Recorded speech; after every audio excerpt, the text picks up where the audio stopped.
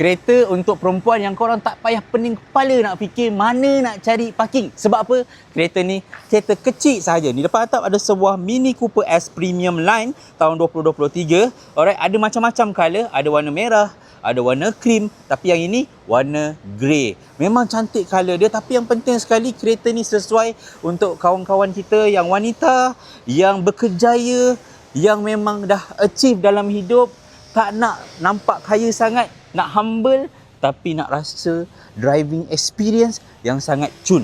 Sebab apa kereta ni sangat cun? Sebab apa? Cornering dia, seat dia kalau masuk dalam ni, kita akan rasa macam kita main go-kart. Okey, kita boleh ambil selekoh yang sharp, nak pergi genting main corner pun sedap. Lepas tu nak cilok-cilok pun senang, nak parking pun senang. Dan unik dia, dia punya button-button ni macam kita jadi pilot tau. So kereta ni murah je, korang boleh tengok dekat atas ni, atas dah tulis dah berapa monthly. Kalau korang berminat, boleh klik link kat profile atas ataupun button kat bawah ni.